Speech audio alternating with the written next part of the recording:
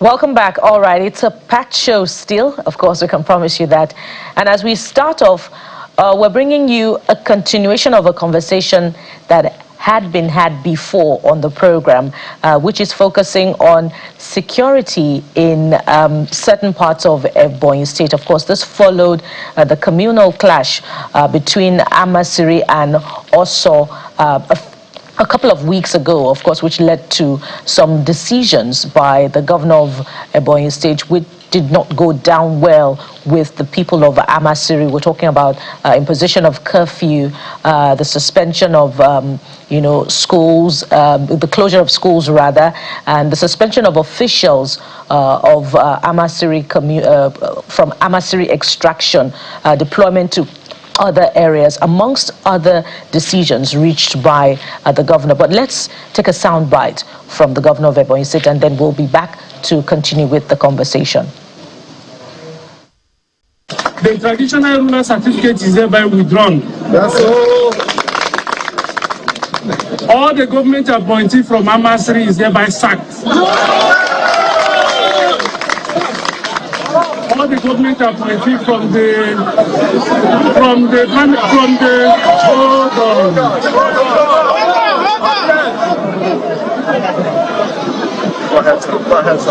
management committee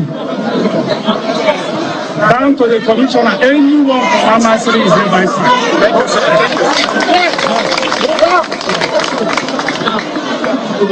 And all the village heads in all the Amasiri villages, all the villages in Amasiri community is hereby removed. For the time being, we will do more, and we will show everybody why we are government. Thank you very much. All right, the governor of Ebonyi State there, but the people of Amasiri have serious reservations about some of those decisions reached by the governor. They're especially saying that there was no evidence, no investigation carried out to prove that the killing of 9 people following that communal clash recorded sometime in January was not concluded to determine that indeed Amasiri people were the ones responsible for the killings.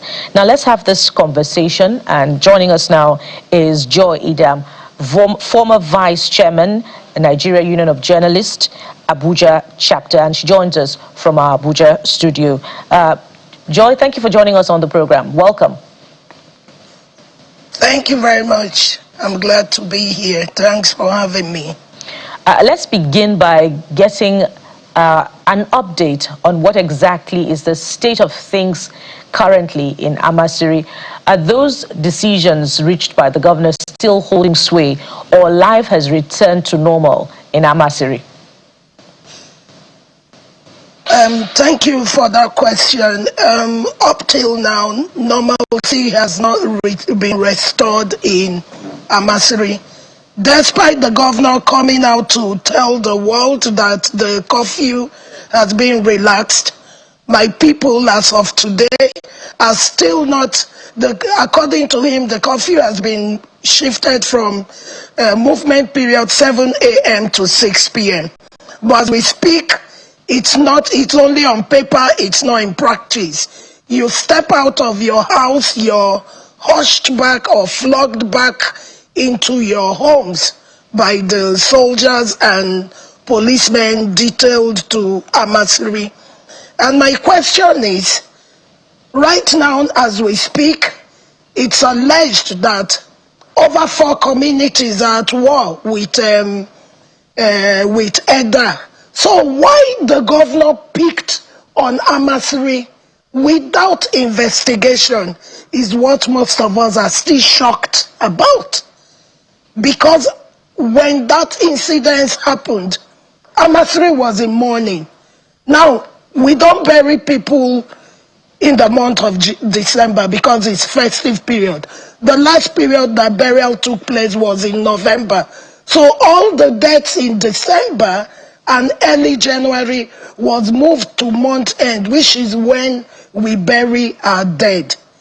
So when that incident occurred, we were in mourning. And you know how it is. We relate matrilineally in Amasiri. So everybody had an equal that was dead and had to be at one burial site, over 20 of them or the other. And secondly, as a father who has twins, and you're told that there was a quarrel or a fight, should a father take sides?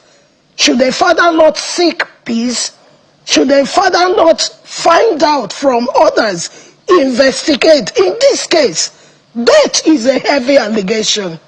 What happened with his intelligence team setting up a panel to come and investigate? What we have right now is a situation where a systemic genocide, infants have died. About 4 of them, 4 babies have died. A woman died from complications because the family wanted to take her out of Amasiri to go put to bed. She was turned back by soldiers.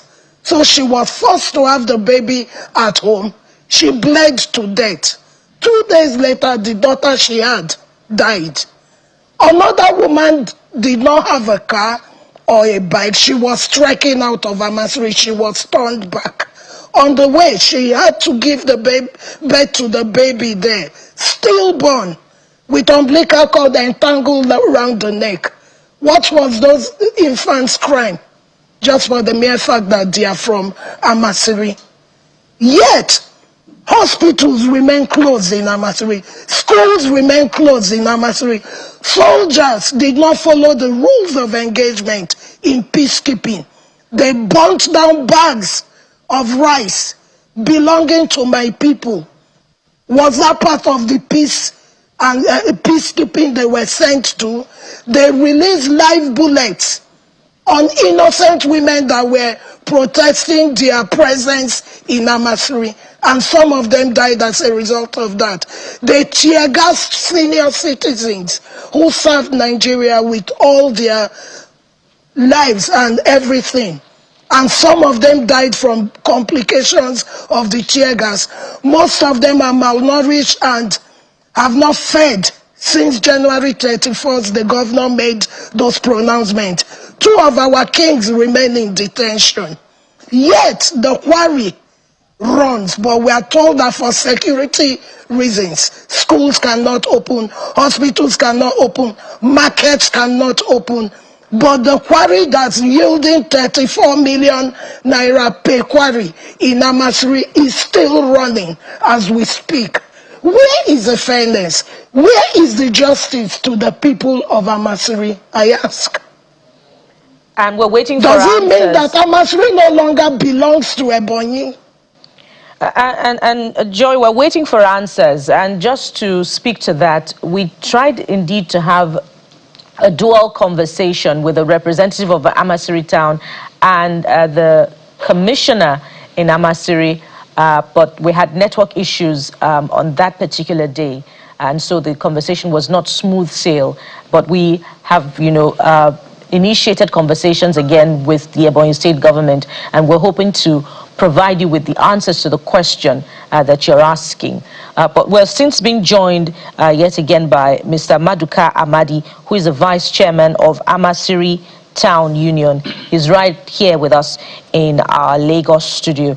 I believe you're quite abreast with the events in Amasiri Town. Yes. Joy did say that there are 4 other communities that are at war with Oso as well, besides the conflict between Amasiri and Oso. I'd like you to speak to the nature of that conflict, and of course perhaps you could give us a background to the conflict between Amasiri and Oso, because according to representatives from your town, there have always been a communal dispute over land between Amasiri and Oso.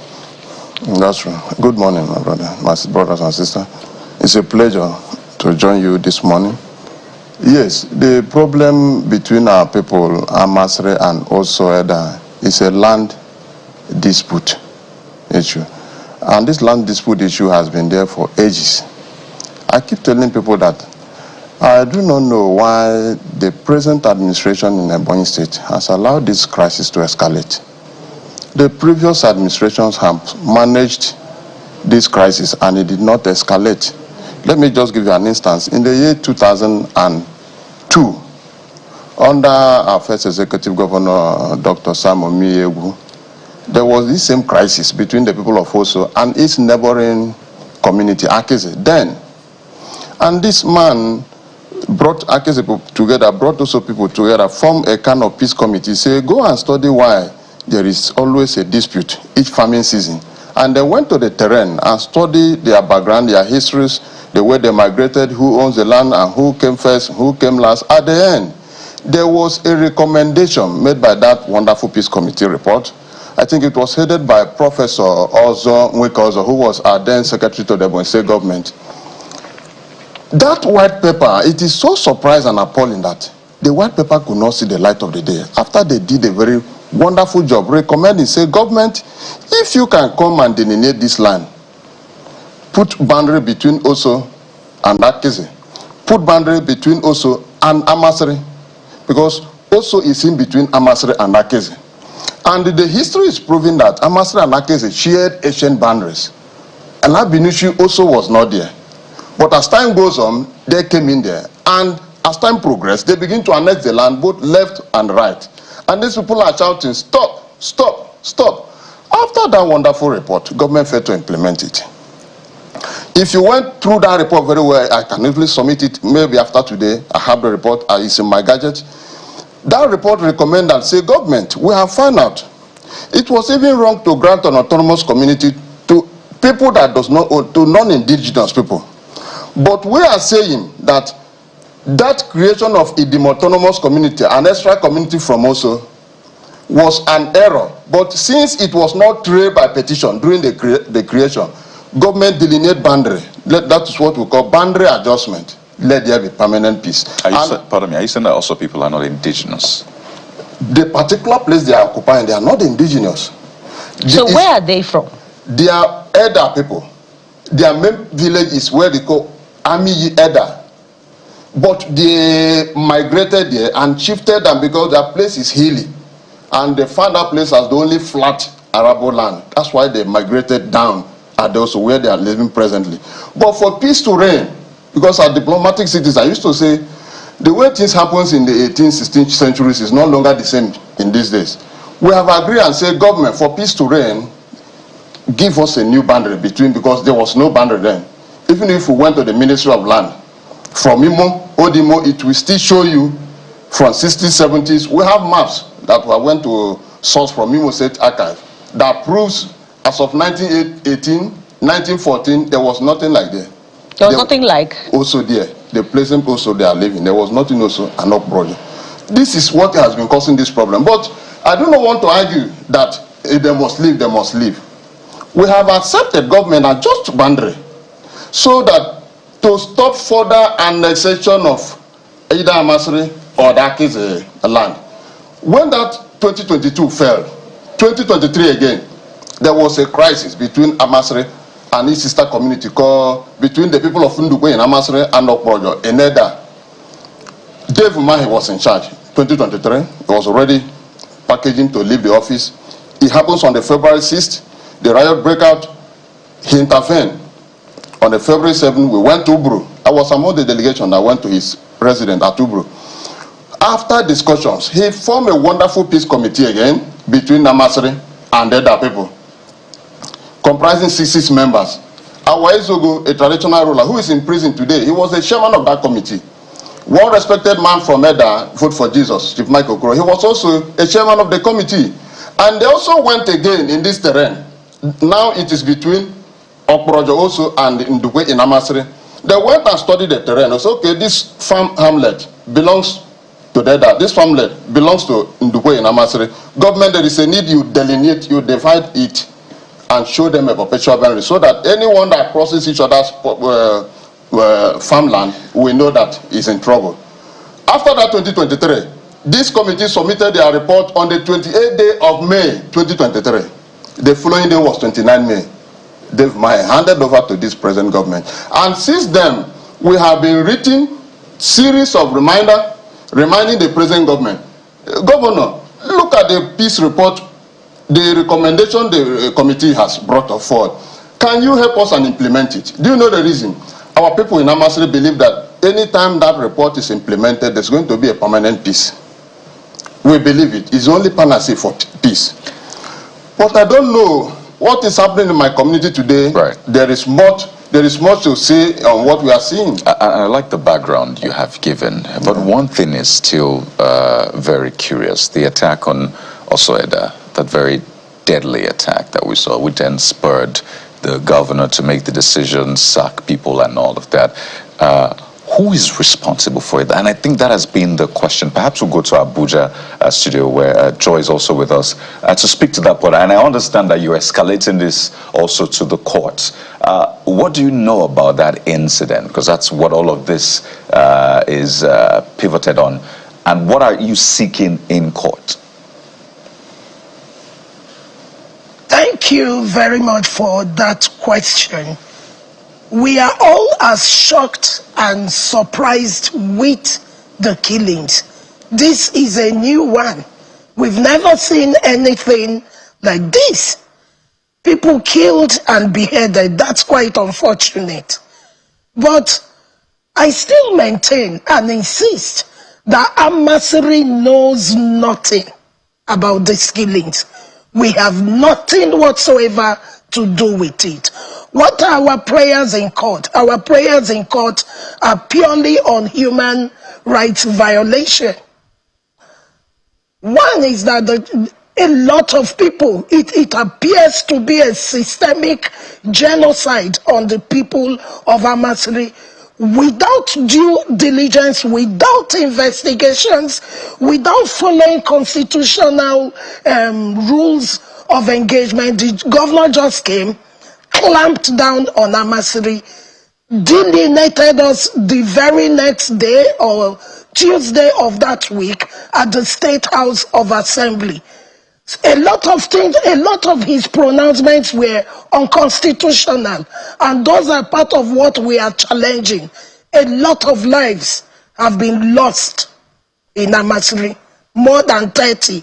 That's the one we know of. We don't know about those who have died while fleeing from Amasiri. Over 1 million people have fled Amasiri. And our question is, Amasiri has over 30,000 registered voters. Is the government of Ebonyi State truly willing to wish away such a people because the judgment he passed on Amasiri did not exhibit any form of fatherly role at all? A father does not take sides. As deputy governor, as speaker of Ebonyi State, his community, Izi, had issues with Effium people. Thousands were killed both on the Izi side and the Effium side. They also had issues with Ikwo. Thousands were killed this way, thousands the other way. Blood flowed. But I've not read in anywhere that schools were shut down, that hospitals were shut down. Not even policemen were deployed to Ikwo or Izi or Effium. So why is the case of Amasiri different? A community that generates close to #1 billion naira monthly to the state. Mrs. Idam, we'll have to, anchor at this point, but, we must also emphasize that there is a need for the investigation to be carried out to find out who is responsible for the killings in Oso. And of course, we are also calling on the Ebonyi State government to come and speak to some of these allegations, if indeed they're true. The people of Amasiri are asking, why is the governor taking sides? Is the governor taking sides? We ask that the Commissioner for Information also comes through to weigh in on this conversation and tell us exactly what is happening. But we must thank you very much for coming through on this particular one. We've been talking with Ms. Joy Idam, who is from the Nigeria Union of Journalists, and of course not forgetting joining us from our Lagos studio here. We've had Mr. Mr. Maduka, who has also joined us on this one. Thank you very much, lady and gentlemen, for coming on the program. Thank you. We'll take a moment now. When we return, there's more for you on the Morning Brief. Stay with us. We'll be right back.